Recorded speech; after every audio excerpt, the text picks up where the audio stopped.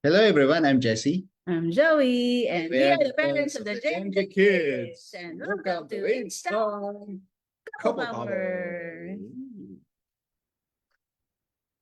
Alright. Ang topic is how to keep. Thank you. May- Welcome, and thank you for joining us again in our episode of Couple Power.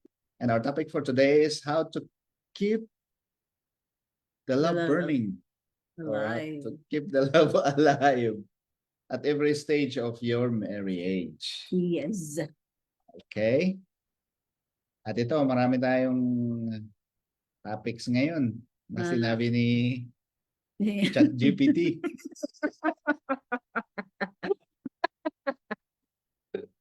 That's number one. Take advice from ChatGPT. Pinacheck lang naman namin. Kasi parang tiningnan namin sa kung anong nangyari sa buhay namin. And pwede. Well, Yeah, it works. few. It worked for us. So hopefully it worked for you.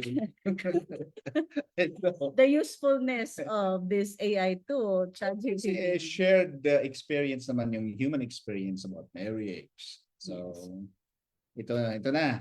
Ano masabi? Sweet beginnings. Ano daw yung, you have to remember your love story. I think every couple, they have a love story, diba? Tapos, so what you need to do is just you keep that, and if you get the chance to always go back, relive it, yes, then do it. In our case, ang love story namin, oh my God, what's that? Yung kinikilig ka palagi? Yung kinikilig siya. Kami kasi nagkita sa law school. So, and we were already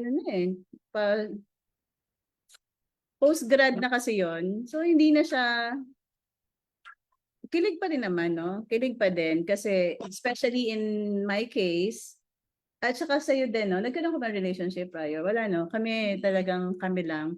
So, kilig pa rin kasi late bloomer ako. Hindi nagkaroon ng mga ganyan. Walang experience sa mga ganyan. Ako very late.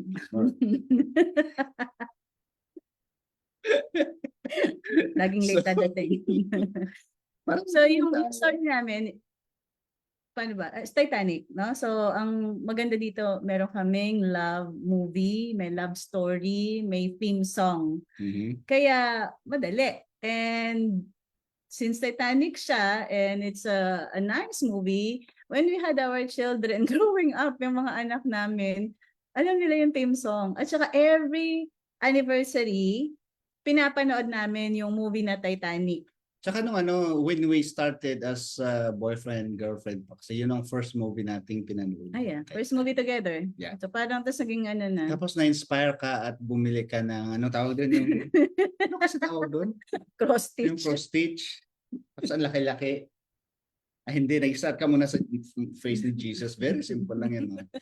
Inupuan mo ng ilang araw yun. Tapos, dali lang pala. Tapos kayong cross stitch. Tapos bumili ka ng lapad-lapad wala, hindi ko man lang sinimulan. Di ba sabi ko, Apo, ito nasimulan ko na talaga. But anyway, Titanic yung love movie namin, theme song. So yung mga kids growing up, pag magkakaraoke yung mga yan, laging My Love Will Go On, ang kanta nila. So, yun yung maganda sa amin. Kasi every December, yun ang pinapanood namin as a family. Movie namin yan as a family. So, they grew up with that. And may time na when they were already, elementary na ba? Yung malalaki na ng konti. Pinanood natin yung wedding movie namin. Wedding video. And doon sa wedding video na yon, ang dami namin mga love songs. So yung mga love songs na yon, nagustuhan niya ng mga kids. Tapos isa na rin yung, they would sing the love songs. Tapos namulat yung mga kids sa ano sa mga songs natin, yung mga old songs din ng mga for their lolo and lola, mga 60s, Yeah. ganyan. So, parang old songs yung mga anak namin. So, hindi sila masyado dun sa mga, although ngayon, alam nila yung mga modern music, pero old songs, they know songs from the 60s, from the 70s. So, I think it started sa amin because we always relive our love story. So in your case, if you want to stay close with one another all through the years, and you have to have a love story. Kung wala man masyado, gawan nyo. And if you can have a love song, so that, you always remember and always rekindles that, kilig moment.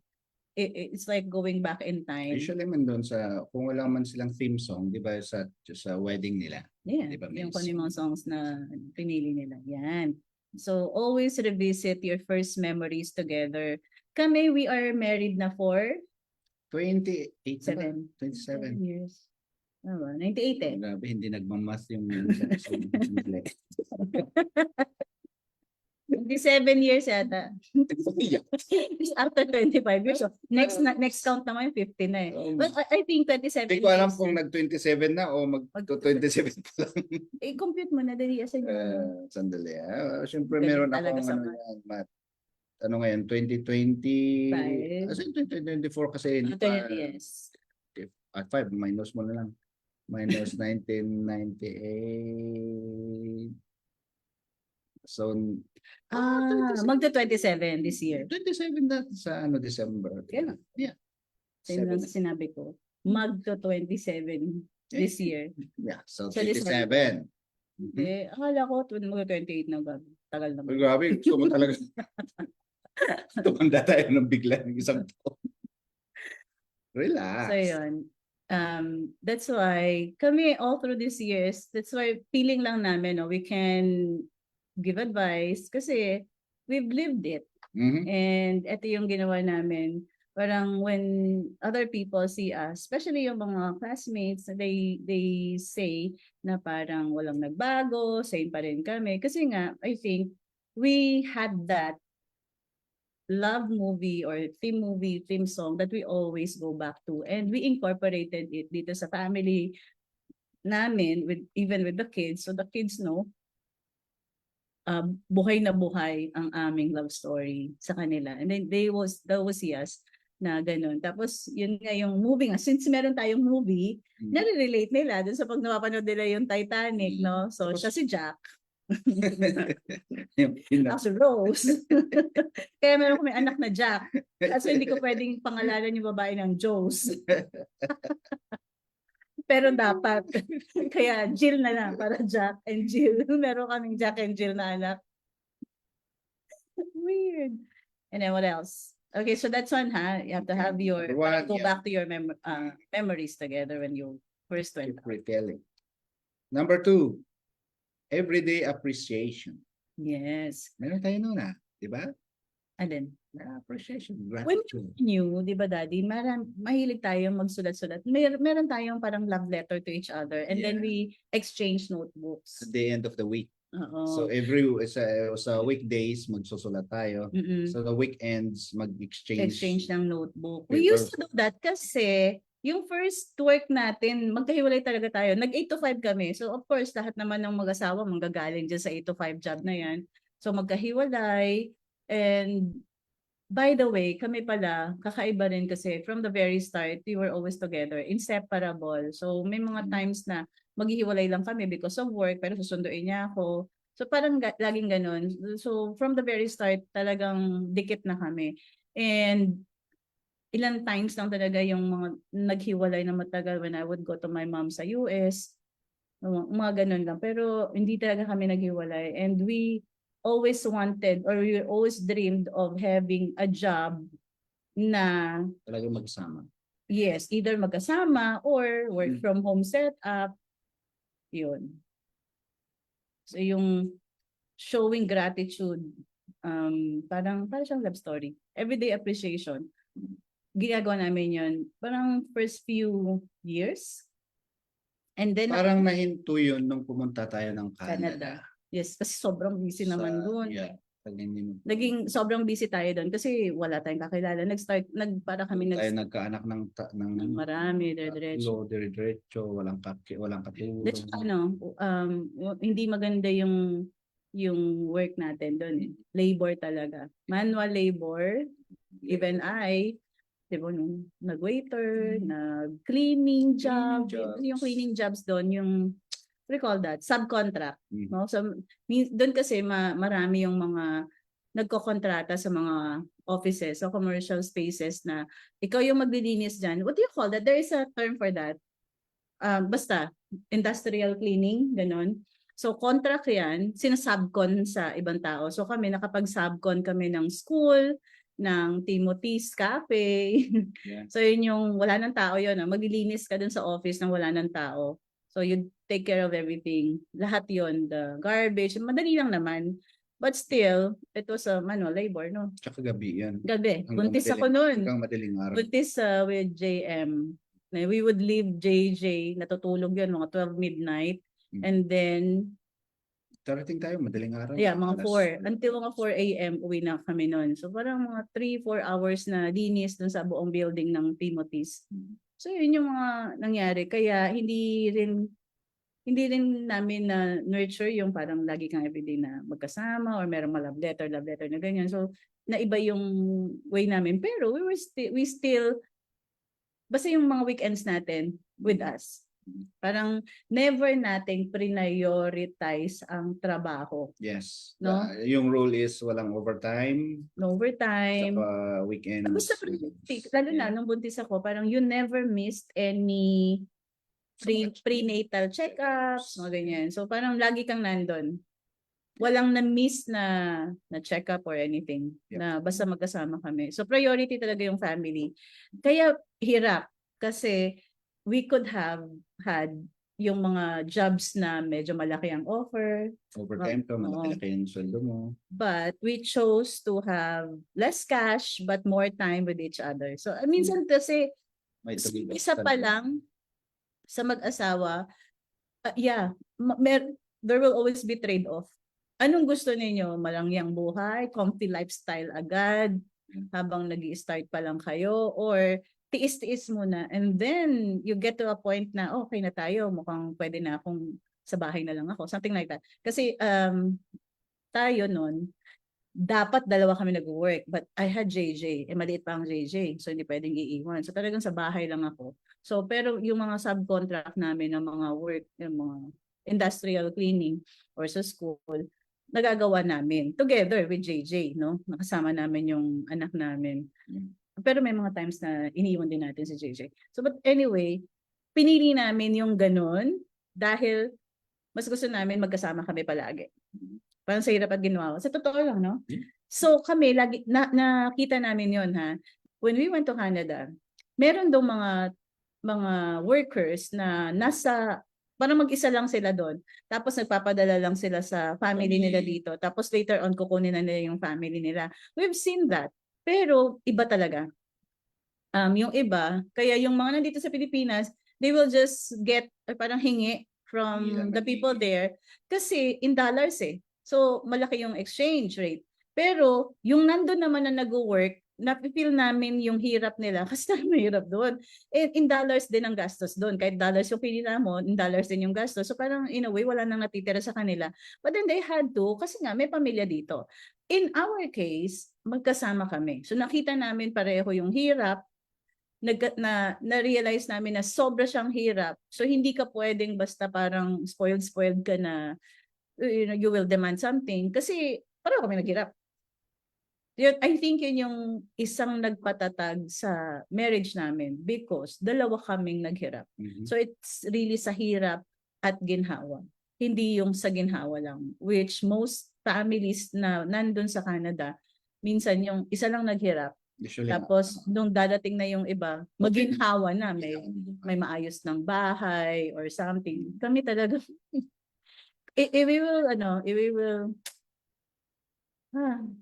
go back to yung mga times na, alam mo yung sobrang sacrifice, minsan nahihiya kami na balikan or nakakaiyak balikan kasi yung parang nakakahiya, ang dami nating mga, hiningian ng tulong, tapos may mga times na na-rejected kami, May times na feel namin talaga na hindi ka hindi ka well. Oo, ang dami sa Canada. Yeah. Tapos sa Canada rin namin na-experience, well, actually, very rich experience in Canada. Lahat, may mababait na Pinoy, merong salbahe na Pinoy. So doon namin talaga natutunan. And I think parang it made us stronger in a way ha. Tapos parang mas naging okay kami sa pakikipagkapwa because of what we experience in Canada na we did not experience here. Or we would not have experienced kung nandito kami. Why? Yeah. Kasi dito meron kang nanay, tatay na, pwedeng tutulong. Tutulong. Yeah. Doon wala talagang, you're on your own. Tapos yung mga chismis, wala kang masasabihan ng mga kamag-anak mo or something kasi you're just on your own. And yeah, marami. And Pinoy din yung maiinggit sa'yo. Pinoy din yung maglulubog sa'yo, hihilahin ka pababa. Pinoy lang din. It's more on inggit rather than anything else. Really just inggit. So we're not saying kainggit-inggit yung buhay namin, but probably because madiskarte kami, no? Madiskarte tayo. And siguro magaling. Hindi parang hindi mo iaangat yung sarili mo eh. Pero kasi may galing ka naman talaga, 'di ba? And then probably yung mga nandoon na una, nasapawan natin. Kasi nga, meron tayong qualifications na pang sa atin. Pero may mga nauna doon, usually naman ganun, 'di ba? So, in a way na inggit, so parang hindi na kami pababa. And kami, para lang wala nang away, aalis na lang kami. So, talagang grabe yung sacrifice namin doon. We'd go to places na walang masyadong kakilala, walang ni isang kakilala, pero talagang mag-start kami on, from scratch. Na-experience namin yun. Tsaka yung di ba nagtataka tayo, ano ba yung kinakaingitan nila sa atin financially talaga. Well off naman sila. Tayo yung hindi. Tapos, bakit sila nag-ingit sa atin? Parang yun, di ba, parang yun ang question, bakit sila ingit sa atin Sila, they are actually ahead in everything. Financially, doon sila sa Canada. I mean, it's probably because we're together. Parang, tsaka pag nakikita natin, parang ang saya-saya natin. Masaya natin kahit wala pera. Pero parang, woo, yes! Ito naman. Yeah. I think hindi naman natin fake yung masaya tayo, di ba? Parang tagal na tayo, pipiknik tayo. Saya na they cannot take. Yeah. Kasi bakit kayo masaya? Kasi ng mga to naman Yeah. Swelduhin lang naman sila dito ng So, okay, number 1, you relieve. Number 2, everyday appreciation. And I think yun nga, yung magpapatibay sa relationship ninyo is sa hirap at ginhawa. So kaya, you just thank each other every day na thank you. Lalo na siya, during that time, nasa Canada kami. Siya lahat manual labor. May time kasi na talagang hindi na ako pwede. But I did, no? I did. Nag-try ako mag-factory worker. Pero ilang araw lang yata. Bumili pa ako na, ready pa ako. No. Ready pa ako, excited pa ako kasi steel boots. Sapatos. Steel boots talaga. Kasi requirement siya. Pag factory, steel boots. But after ilang araw lang, ayoko na. Hindi ko palit. Meron ding hindi ka kaya. Meron din pala yun. Gabi, talagang ready. Kumbaga, nag-prepare siya sa assignment niya. Dating dun sa factory, my gosh, hindi ka pwedeng babagal-bagal. Hindi ako nakabagal, pero my gosh, it's a factory work. Hindi siya bagay sa sa katulad ko. Naman, nakaya ko naman pero since nakaya ko siya, kasi nga masipag ka naman, no? Hindi ka rin yung patatamad-tamad like the blacks. Matamad yung mga itim doon So masipag naman ako. Pero syempre yung physical fatigue, grabe. Parang it's not even worth it. So sabi ko, sige, siya na lang. Not even worth it kasi babae ako, parang tas may maliliit na anak, yung pwedeng pabayaan yung sarili mo. But you know what? Yung mga nagtatrabaho sa abroad, yun yung ginagawa nila, no? Lalo na kapag hindi naman sa office work. So that's what they do. Kaya, And nakita man na witness namin yun. Yung, alam mo yung iyak ng iyak sila kasi nahihirapan sila tapos kung hihingi padala, kailangan ka magpadala. Hindi nila mai-explain kasi yung sitwasyon nila doon na naghihirap talaga sila. hindi natin sila masisisi, hindi nila alam eh. Yeah. Wala kayong alam dito sa Pilipinas kung Gaano gaano yung hirap doon. Totoo yun na ano, may winter time, akala nyo maganda. Pero, if you're going out on the winter time, tapos ano, kasi talagang maninigas yung ulo mo, yung tenga mo, lahat. Tapos madulas yung daan, maghihintay ka sa bus stop ng bus. It's just the experience. It's hard. Hindi nyo lang, syempre hindi yan ikwento lahat, but it's really hard. It's hard to earn money there. Tapos ipapadala dito. Tapos makikita nyo, ang saya dito ng family. Tapos hindi na-appreciate yung hindi tinitipan. Something, I don't know. Basta mga ganong, ayun na. Mga story ng mga kwento. usual Tapos kwento yun ng pa OFWs. tawag lang kung may kailangan. Pero pag nagpadala, matagal na naman bago sila magkumusta. Mag-communicate, yes. Yan ang nakaka-frustrate. Right. Tapos eto, ang next is love language. So you language. need to know each other's love language. We didn't know this before. Pero siguro kung hindi niyo alam, ngayon wala nang excuse because you can always just Google it, no?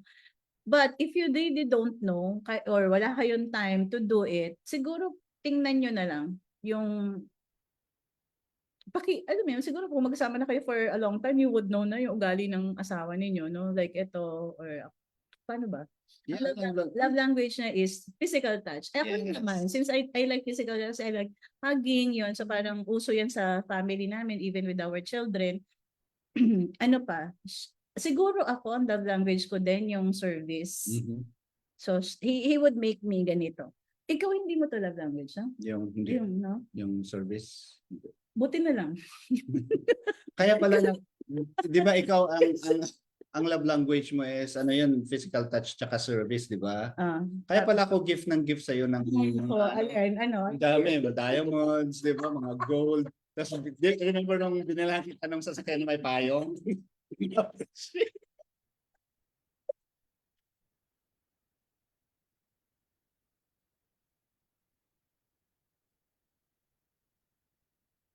mo na-appreciate ka pala. So, hindi mo love language yung gift. Receiving gift. Hindi yung kasakit.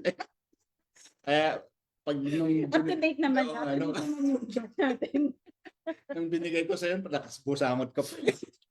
Ito, payong lang. Uy, ano binili ko yan para sa'yo kasi may payong. Ano to? Payong nga sa'yo. Sabi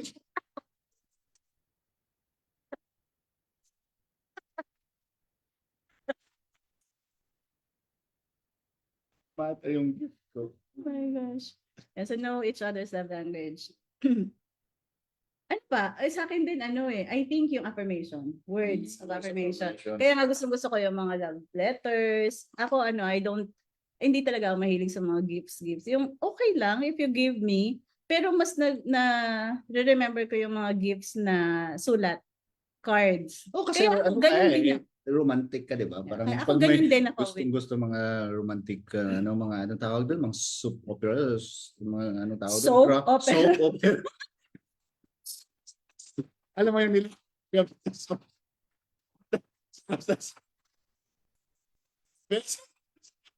nagluto siya ng soup kagabi. Nakailang bowl ka rin, no? Na. Ano ba?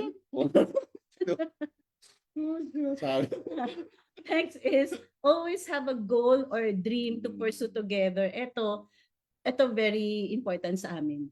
Ever since, yung dream niya din. So, at saka pag, nangangarap kami, iisa lang din. Pero ikaw nga, hindi ka mahilig mag-travel, di ba? Ito siya yung kahit na siguro 10 taon siya nasa bahay, parang okay lang siya.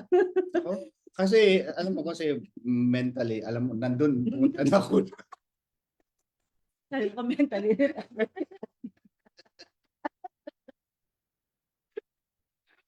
Na ako doon, kaya pagpunta ko doon, nakita ko na to. Nakita ko na to. Next. So, ako naman, actually, nung bumagsak tayo sa bar, doon ako nag-isip na, alis na tayo din sa Pilipinas. Kasi kung hindi ka lawyer, kasi we are paralegals, no? Paralegals kami. Pero yung paralegal, hindi yan lawyer. Mm-hmm. And yet, yung trabaho ko doon, parang lawyer, no? Kasi ako yung gumagawa ng mga decisions. Basta yung mga pleadings namin, ako gumagawa noon. May napanalo na rin ako mga cases. So parang, at that time, hindi pa masyado yung mga paralegal lang. Paralegal tayo. Alam mo, magsak sa bar, And then, naisip natin, or ako, naisip ko talaga, tara, try natin sa Canada. Meron ka naman relatives doon. So we tried. And ang maganda dito, lahat ng mga pinag-uusapan natin, basta for the family, on board naman lagi. Ang isa't isa, no? Even if, Kasi isa naman ang maganda sa atin, shared priority tayo. Yeah, family talaga. Yung values natin, Pareho lang. nag-jive talaga. So parang walang kontra baga.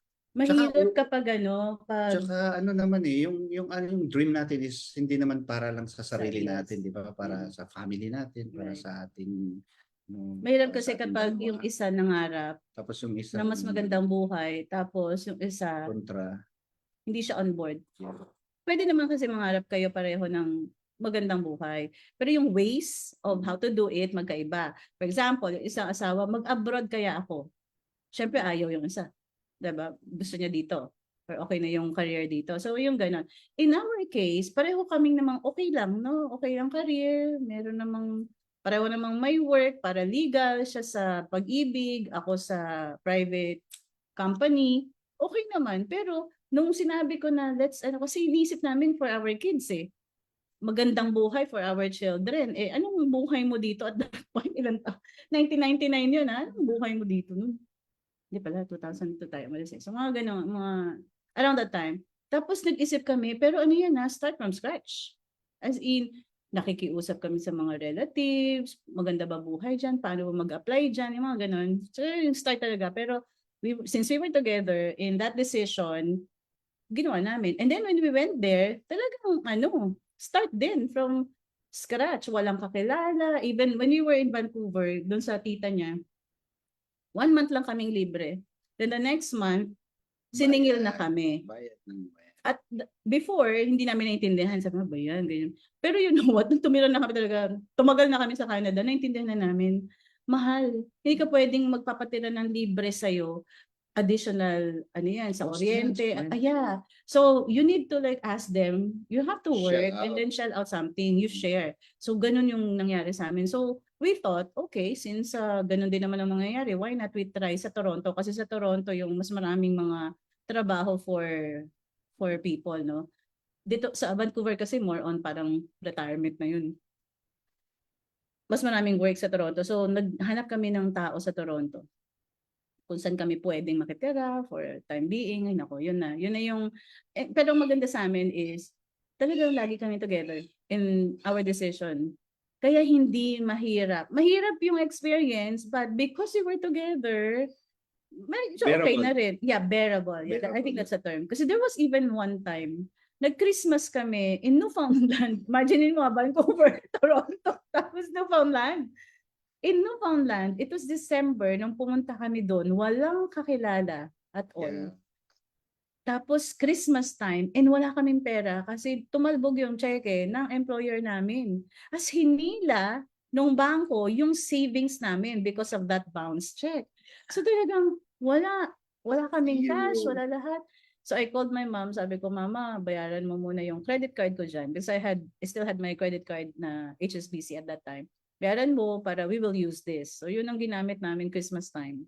Oh my God, that's so ewan ko lang. Pag binabalikan namin yung mga ganon, malungkot, na masaya, tapos ngayon tiyatawanan na lang namin. But I think that it made our marriage stronger because yun na nga, again, we have a lot of experiences na mahirap, but we were together. I think that's the key, togetherness. Pag together kayo in everything that happened in your marriage, mas okay. Okay yung experience. Tapos, you come out of that experience stronger as a couple. Yeah. Yes. Kasi pag maganda pag-iisa yung experience nyo, you can relate with each other. Kaysa isa naman nagkukwento yung experience na parang, patunganga lang yung isa kasi wala siyang kaalaman. Yeah. Hirap yun. Yes. Okay. Next. Ano to? Handling stress. Face problems together. I think ayun na nga rin yun. Yeah. You face your problems It becomes together. bearable, it becomes easier. Tapos you celebrate also your success together. Yeah. And fun and playfulness. Ayun, stay playful. I think ang maganda, and what I love about my husband is, meron siyang sense of humor. Kahit sobrang corny. Nakakatawa. Ay, ibig mo sabihin, nakakatawa. yung sense of humor niya, parang pang sa kanya lang. Oh, I think lahat ng mga daddy gano'n, napaka-corny nila. Pero kasi tayo mga babae, very serious, di ba? And meron talaga mga matters na you gotta be serious. Pero siya bigla na lang na, look at the birds in the sky. Yung mga Bibles, verse niya na favorite niya na, look at the birds in the sky. Ano yun? They do not sow nor reap, but they are food. Pati yung favorite verse, hindi mo masabi. Basta yun na yun. More or less, ganun nila. Yun, ganyan. So, ayan, you have to always, dapat sa isang mag-asawa, okay talaga din yung opposites, no? Opposites. So, we complement each other kasi there are times na sobra akong serious, babae, di ba? Talagang purisam ang babae. Tapos, ang lalaki naman, paano kung ganun din siya? So, wala kayong personality, mag-aaway lang kayo. I think that yun yung nangyayari doon sa iba na nag-aaway. I think the personalities hindi nagja-jive. Pareho sila. So, kung seryoso yun sa seryoso din sa sabog na. Patigasan na lang sila. Patigasan. In our case, meron isang, Bigay. I think bigayan lang tayo. Nakita ko, pag siya naman ang galit, ako naman yung parang, oops, even with the kids, alam namin timplahin yung isa't isa. Parang kape. Wala ka palagi nakatitimple. Admiration. Ayan. Regularly affirm what you admire in your partner. Ayan, it's another thing, no? Na siguro because pareho tayo ng degree ng pinag-aralan. Yes. Isa yan, meron yung bearing sa sa marriage. Definitely, meron. Yeah. Kasi pwedeng yung isa sobrang, kunyari nakatapos ng college o may postgrad, kasi yung isa high school lang, no? Meron din siya. Unless of course this high school, hindi ko inaano na dapat nag-college ka, ha? Again, homeschooler kami. Pero unless siguro makikipagsabayan ka sa yung wavelength nung kasama mo, no? Hindi kayo magkakatugma. Yeah, kasi isipin mo halimbawa yung interest mo, halimbawa, 'di ba yung na we are into law of attraction, 'di ba? Yung mga na yun, so, the yung realm of yun, of realm of woo. Tapos yung isa, because I started that. Yeah. And then nung kinuwento ko sa'yo, hindi siya no? Parang you were on board as well. Yes, pero yung mga friends natin, hindi. Yeah. Mga ibang, ano ka na dahil naman nag-filo ka diba? So mas matindi pa nga kayo mag-isip. Actually, I think this is really more on admiring each other's wit. Siya kasi, alam ko magaling ako, no? Meron akong galing na minsan mas magaling ako sa topic na yon kaysa siya. Pero siya, meron din naman kasi siyang topic na I wouldn't know at sa kanya ko naririnig. That's I'm in awe. Lalo na yung mga current events, geography, ay Diyos ko, wala ako dyan. Wala talaga. Huwag mo ko tatanungin about it. No? So may galing siya na pag pinapakinggan ko siya, kasi galing talaga ang asawa ko. Galing niya mag-isip yan. So ganun. Tapos siya din naman, he would tell me na ang galing mo naman din sa ganito, ganyan. So, pareho kami nag-uutuan. Ang galing mo ang galing mo din. Galing. Inuto namin isa't isa. No, but I think it's more on, lalo na ito topic of yung emasculation. What is that emasculation? Topic of yung man being emasculated. Yung gano'n. So kasi 'di ba, ako I have a strong personality, alam niyo 'yan. Pero siya, hindi niyo kasi siya kilala na parang very strong din yung personality niya. But kasi he's meek and mild, kasi yung style niya talagang tahimik lang ganyan. So pero very strong din yung personality niya. Pero ginagamit niya yan sa tamang lugar. Yung hindi niya psychology ba? Hindi mo pag sinuntok pa, huwag mong sasalubungin yung suntok, please pa. Yes, Anyway, ito, isa yan, no, na yung me, parang akala nila, kasi under siya. Kasi sumusunod siya palagi sa akin, tapos he would serve me. So that's what people see, no?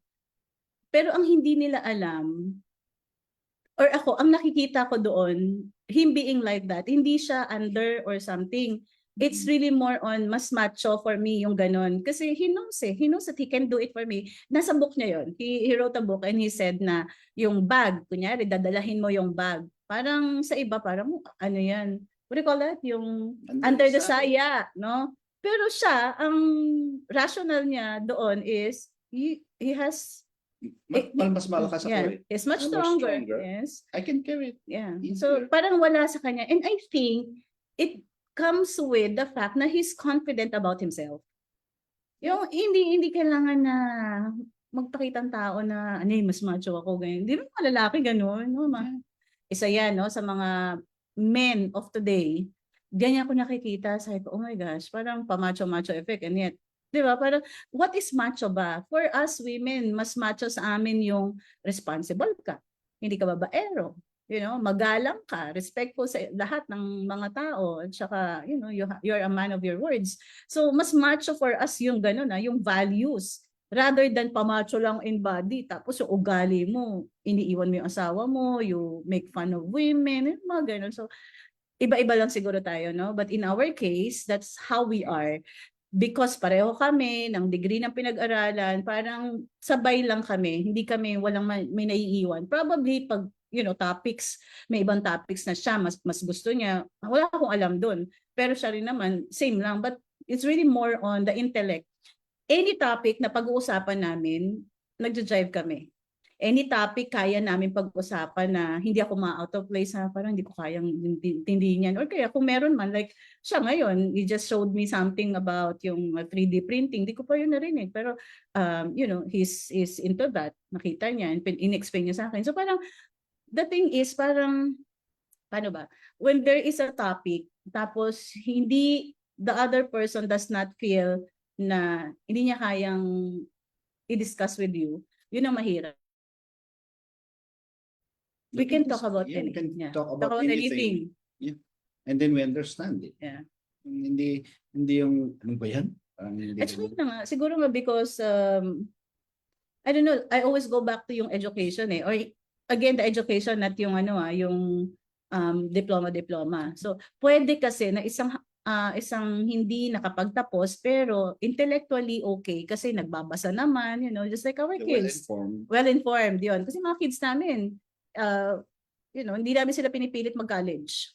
They can take college if they want to, pero we know naman na ipantay namin sila sa isang college graduate right now, mas may alam pa rin sila. Why? Kasi well-versed, well-read. Yung anak namin na travel. Si JM right now, she's only 21 and manager. Kanina si Jack, yung sumunod, he mentioned na he just got a raise. So sabi namin, grade 12 tong mga anak namin US companies po. 19 and 20 years old.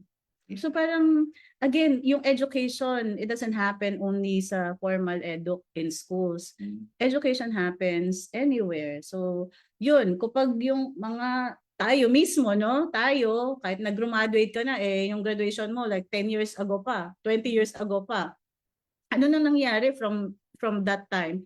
Paano ka na nag-improve? Anong mga skills yung nakuha mo, mga bagong skills? Diba? I think it's really more on that. Kaya with us, we would, okay yung career namin right now kasi meron like constant learning, training, nag-upgrade ng mga skills, no?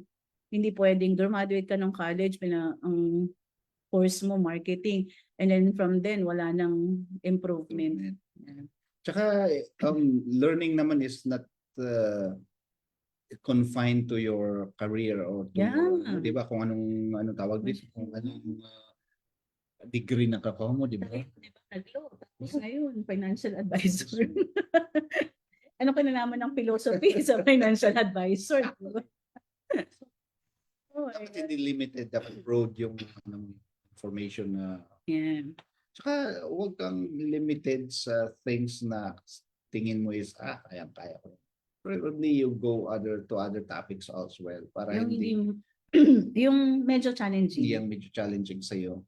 In our case, ano ba? Challenging sa atin. I think yung law of attraction because actually I wanted to talaga yung gusto ko yung pinag-aaralan yung how the human brain works. Yan gusto ko. Kasi I know it's kulang pa. So that's why I love the movie yung Lucy. 100% of her brain, gumana na. Sabi niya 10% pa lang. Hindi nga tayo nagagamit. in person. And that's why yung mga topics namin, when that we're into right now, parang kakaiba dito sa Pilipinas. Feeling ko lang masyadong late na yung Pilipinas. Since we lived in Canada and we also lived in the US, so parang doon yung Western world, medyo iba yung on this, iba yung acceptance nila on these things. Woo-woo for some, pero if it work, Yeah. di ba? Next is daily connection. So yan, very important talaga na you always connect with each other. Important din yung dito sa mga may 8 to 5 jobs that you always text each other. Yeah. Para multiple times a day. Kumain ka na ba? Mga simple things like that will go a long way. Why? Kasi yun yung relationship eh. Hindi kayo magkasama ng most of the day. So, dapat bawi ka sa communication. Because Para pagdating ng gabi, pag umuwi ka na, siyempre pagod na from your work, tapos di ba usual mga reklamo ng mga misis, siya pa rin yung magluluto and everything, yung mga ganong stress ba, mawawala yan if you're always connected. And it doesn't have to be like physical connection. It can be through text, basta through communication. Yeah. Saka ang dami na ngayon. At ngayon, there are many ways for you to connect, diba? Yeah. To message each other. So But the there's thing no is, excuse. Since kung kailan naman marami ng ways to connect, doon pa nagkakaroon ng disconnect. Yeah. Pero Yun nga, kasi nga, instead of communicating, naglalaro na lang. parang ano na lang, sa phone na lang, Yeah. sa gadget na lang. Right? Parang ngayon, nowadays, ganun din naman tayo. Busy tayo on our gadgets and phone. Pero ang maganda lang kasi sa amin, we're all together. So let's say, magkatabi kami. No? He's working on his laptop. Ako din naman working on my laptop. Magkaibang ginagawa namin, pero magkatabi. So there's still connection, right? So I think you have to find ways to just connect with each other. And even with your children, kung gusto niyo talaga maging, bonding moment ninyo, lagi yung connection ninyo, movie time, no? Or during meal times, or when you're going to the grocery, mga simple things like that. Always find ways to connect with each other. And keep looking forward as a couple, meaning lagi lang merong dream to achieve, goals to achieve, bucket list. May bucket list kayo as a family or as a couple na eto gagawin natin to, yan. Kasi it gets you excited for the future. Ang nangyayari kasi and this also happened to us na kasi different phases eh. So we went through yung couple phase, kami lang dalawa, and then nagkaanak, nagka-baby, and then nag-abroad, tas dumami yung anak. So yung mga times na yon, may times na talagang pagod na kami. Wala kami time for each other. So meron naman yun na, and it's okay, dadaanan talaga yan ng mag-asawa. And ang hindi maganda is during this time na medyo nag-focus ka na sa mga anak, kinalimutan nyo na muna yung kayong dalawa. During this time, wala kayong ginawa to even connect. No? And nandun pa naman yung mga problema. Alam mo yung mga problema, mangyayari yan sa pag maliliit yung mga kids. Tapos yung asawa mo na nasa bahay, losyang yung dating, hindi nakaligo. Tapos pagdating mo, coming from your work, pagod ka, you just want to relax, uutusan ka pa, magtapon ng basura or kung ano man yung iuutos sa'yo. Siyempre, we don't want because you're the one working na. Siya rin naman, working na rin sa bahay with all the children. No? Ang pahinga lang yan pag nagnap yung anak. Yung mga ganon. So, pareho kayong may reason na pagod. Pero, since pagod kayo pareho, tapos hindi pa kayo nag-effort na to understand what the other one is going through, doon talaga kayo magkakaroon ng medyo away-away na. And we had that. We had that also. Pero ang maganda sa atin is, paano natin yung nare-resolve during that time? Naka-adjust tayo. Yeah. I think sa weekend, yun na nga, kasi nga ang priority natin, family. So pag weekend, walang work, no? We try to bond together ulit. Pero meron yun Tapos number one din, financial. Pag hindi, walang kulang yung pera, kailangan yung manghiram, yan.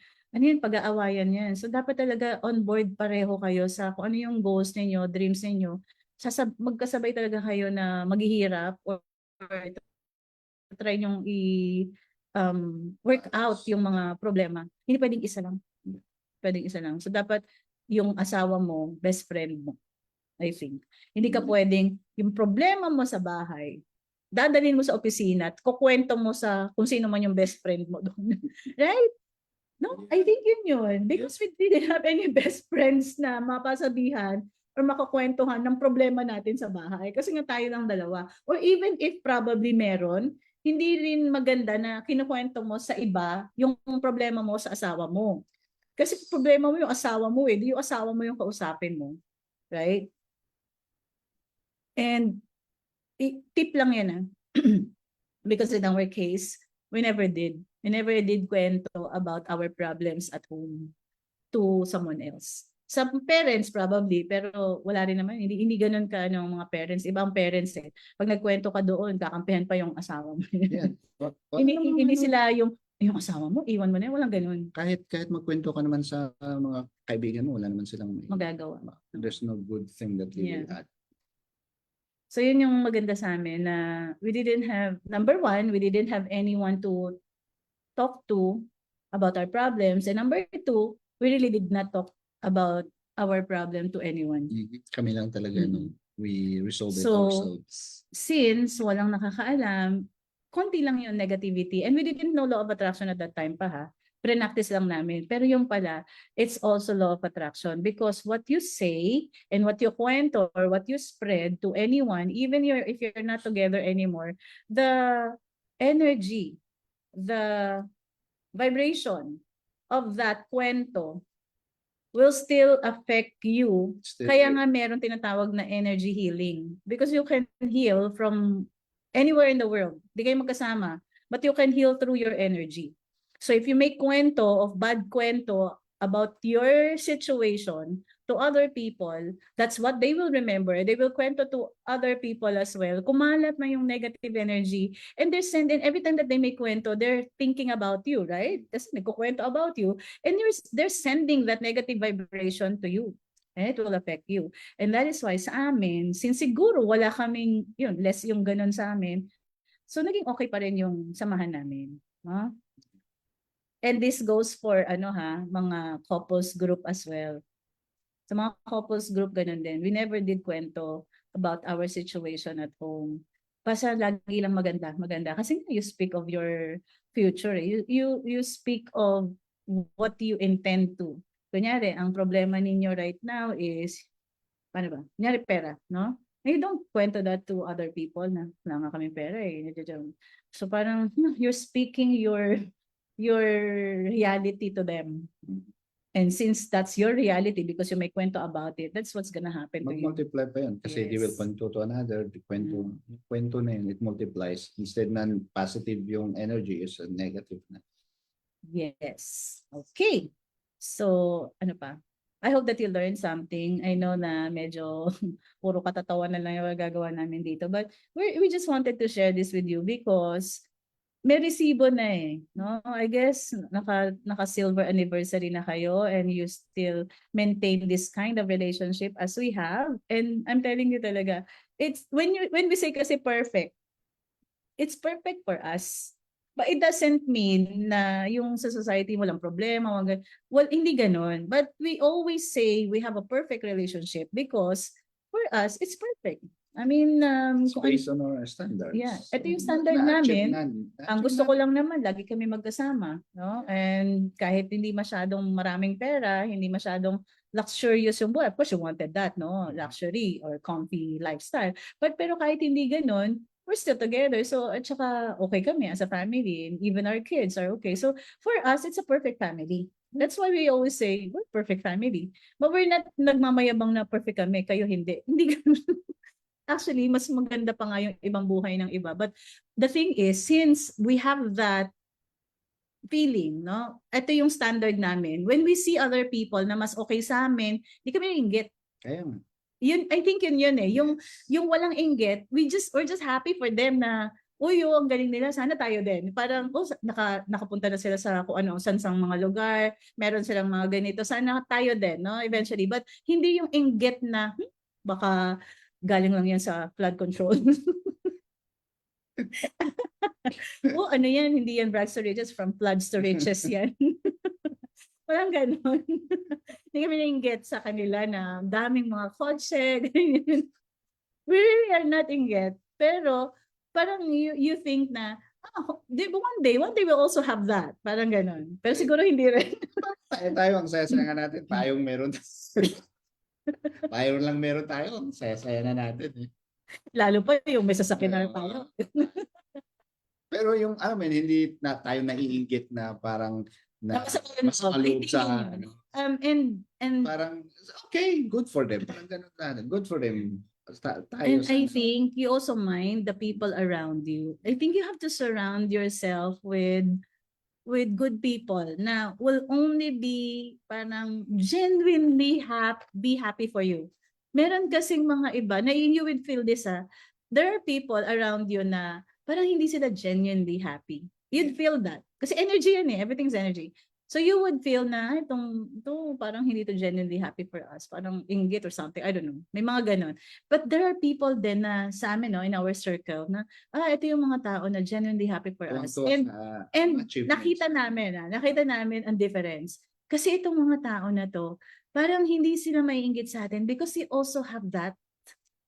Right? Ano na sila? Yung okay na rin yung relationship nila, malalaki na yung mga kids, and parang you would see it in their faces. Tapos siguro because they have already achieved that, they're happy to see other couples achieve that as well. Oo, parang in their journey to achieve that as well. And sinasabi namin yun sa kanila na pag tumanda kami, yung tayong ka-couples ngayon na ilang years na, my gosh, 47 years ba yun? Sabi nila. Sabi ko, wow, ang galing. Tapos, sila parang they're so happy as a couple. Tapos sweet pa rin sila with each other. Yun yung mga taong, in a way, kinakainggitan namin because we also want to be like that.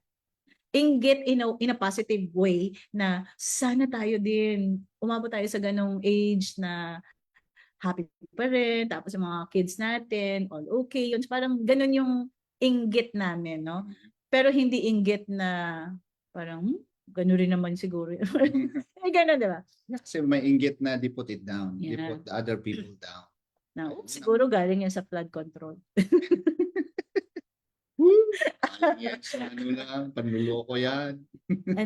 And you would see that, no? You would see that. Siguro ito yung Diskaya, no? The Diskaya couple. A lot of people hate them probably because in a way, no? Kasi siguro hindi naman lahat ng yaman nila galing sa flood control. Baka, o galing sa DPWH. But because they flaunted everything na very luxurious lifestyle, probably that's why. And it's on them, no? That's why you don't, sabi namin kanina, no? We were talking about, sabi ko, the thing is, talagang sobra kang yaman, dapat ka mas humble ka pa eh. Dapat ititago mo yan eh. Or kaya parang ang ifo-flaunt mo na lang yung mga charity works mo, ganyan, di ba? You don't flaunt it, lalo na dito sa Pilipinas, ang daming mahihirap. You don't flaunt your luxury ang ginawa kasi lifestyle. They rub it on the faces of those. Parang, tapos later, malalaman, pera pala ng taong bayan. Of course, di ba? Of course, tao lang din tayo. So you would feel bad about yung ganong presentation in media na kala mo naman may inspire ka. How can you be inspired by something like that, no? Hindi siya kasi ganito eh, hindi siya inspiring kasi hindi naman rags to riches. Tsaka it's I don't know, ang percentage of ma-replicate yung ganong success using yung method nila how we did it. So, kasi mang rags to riches is yan eh. Usually yan anong tawag dito? Yung proper term kasi. I believe in you. Ang proper term is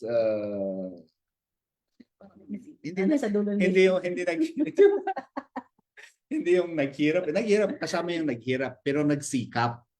Yeah, true. Sikap. Nagsikap din sila. Hindi, madali bang kumuha ng project sa DPWH? Siyempre, gagapangin mo yung mga kongresista doon. Masikap sila doon sa part na yun. Sama natin. No, joke. Joke lang yung galit. Sabihin na yun, nainggit kayo. Wala kasi kayong sasakyan na may payo. Walang ibang tao inaapakan. I guess, yung sarili mong pagsisikap na walang taong naagrabyado. Walang ibang taong nagamit, kumbaga. Katulad ni Pacquiao. Ayan, Maxi, sariling sikap nakita mo niya talaga, yun. hirap siya. Personal Tapos niya si yun. Heidelin Diaz, di ba? Yes. Ganyang, yan, inspiring talaga. Absolute truth yun talaga, totoo. Even si Ayala, Alex Ayala, alam mo, wala naman siya, parang out of nowhere. Pero alam mo, mayaman siya. Pero siguro, In because, terms of, yeah, ano yung yung hard work niya, hard work. discipline, and yung support ng parents niya, no? You can't say na rags to riches yun. Pero yung success niya, because based on her, values, yung, di ba? So, yun yung mga inspiring stories, guys. Tsaka rags to riches kasi ni Iya lang ngayon is yung ano niya, yung success niya in terms of yung at being athlete. Oo, yun, yung parang siguro, Not in terms of yeah, siguro money. siya naman more on underdog kasi Asian. Tsaka Tapos wala man ang ano eh. can you Wala. imagine yung ano niya, yung sacrifice niya in getting to that level? Kasi Asian to eh, Pinoy. Hindi pa nga talagang, 'di ba? Wala Pinoy siyang, talaga. tsaka walang ano kasi walang ibang Pinoy na nauna sa kanya na Yes. okay ganitong gawin niyo. Wala Yeah. eh, siya So, lang talaga. she started it. Yeah. So, yun. Rags to riches. Inspiring stories.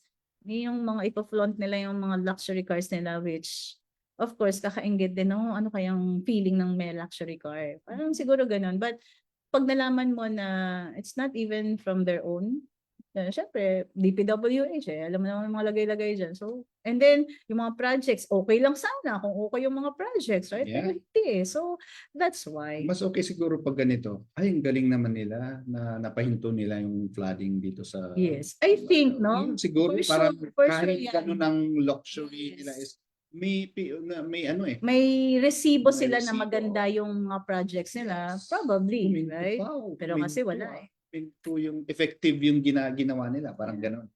Mas ano siguro, Yeah. mas forgiving siguro yung Mga tao. Yeah. Like si Small Laude, I guess, no? Small Laude, hindi naman siya rags to riches. But yet people are parang, they gravitate towards her. Kasi mayaman, anak mayaman, pero simple. And then luxurious yung buhay, pero alam mong hindi nakaw. Siguro gano'n, no? I think yung mga tao, even the masa, will want to parang, wow, ang galing, galing. Kahit ang yaman nila, i-idolize ka. Kasi yung lifestyle mo, very simple. And hindi siya nagpo-flaunt ng yaman, ng luxury niya. Kasi nag-start yan sa vlogging lang niya ng kung ano lang yung ordinary life niya. And it's a rich life, no, in the US. Silang magkakapatid. Pero makikita mo sa mga vlogs niya, they hear mass as a family, tapos close sila ng mga anak. So, somehow you would see, okay, may mga mayayaman palang gano'n, no? Hindi naman necessarily dapat nanggaling sa rags. Pero once you hear their story, they had sacrifices as well. Yung ate niya, woman in construction, di ba? Parang kakaiba yun. Hindi accepted normally yung mga women there. So parang ginapang din, yun yung sacrifice na ginawa nila until such time as they had success, no? So yun, I guess yun yung mga inspiring stories na even if you flaunt your wealth, pero hindi kasi galing sa nakaw or may bahid ng corruption, okay lang din sa Pilipino. Ito lang kasing issue na to. It's because walang mapakitang magandang project. Tapos ang dami nagrereklamo about, and then they had the billions. So I think yun. Iba na yung topic natin. Pero yung mga ganyan, it makes you closer with each other as well. Kasi it's a topic that you can discuss, no? Parang intelligently and with critical thinking as mag-asawa. By the way, very important that yung mga current issues, they also discuss, pero hindi to the effect na parang nadala ka na, no? Na nagalit ka na, sobrang nagalit ka na, nabubwisit ka na sa mga tao. Hindi naman ganon. But if you're in, what do you call, what's the term? Basta you know your current events. Yeah. And then you can talk And about ito pa, it. if politics if politics or current events causes you to Yung friction. fight or there's a friction Tayo, no? kasi mga values natin pareho eh. See? Oo, I think. Parang never pa, hindi siya makapakyaw at sa kumakaganito. Walang, parang meron din yata. Politics is, alam ko yung hindi. Nagtalo tayo? Wala talaga, no? So I guess, meron siguro, I don't know kung may time, pero hindi yung to the point na magkagalit tayo. like what? Anong topic? I don't Wala naman. May heated argument tayo before nung kay Hitler. yeah. not to the point na magagalit ako, hindi kita kakausapin. Yung mga ganun. Nasabi ko lang na, sabi ako about Hitler. Eh, Tapos nag-away kayo galit- na si JJ. Kayo naman nag Jing galit na galit sa akin. Para alam mo yun, nag-devil's advocate lang naman ako. Nag-devil's advocate lang. Tapos, grabe yung reaction nilang lahat. That's it.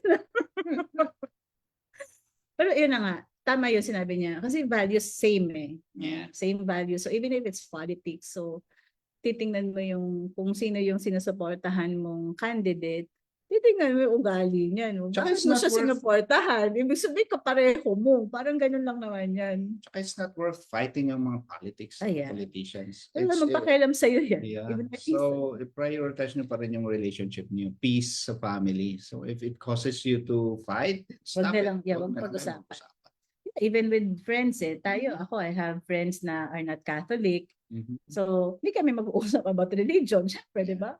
Tapos, may friends ako na iba rin yung political views. O, pag-usapan yun. Unless sila nag-start, no? Hindi ako papatalo. Pero yun na nga, I think yung kailangan gawain is prioritize your relationship with each other. Kung magkakaroon ng friction, just because of politics, ay nangyari yan. Nangyari yan sa management namin na kami, iba-iba yung mga Political views. away-away na sila. My gosh, ako natawa na lang ako. Yeah. Kasi in the end, talagang walang magpapatalo eh. Mhm. Lalo na mga managers lahat, magpapatalo dyan. But in the end, talagang you just preserve your relationship and wag nyo na lang pag-usapan. Prioritize your peace of mind. Yes. All right. So I hope maabot na tayo ng oras yun. Stop. Sabi yan. Okay. Okay, so thank you for watching. Please join us again for another episode of It's Time Couple Power.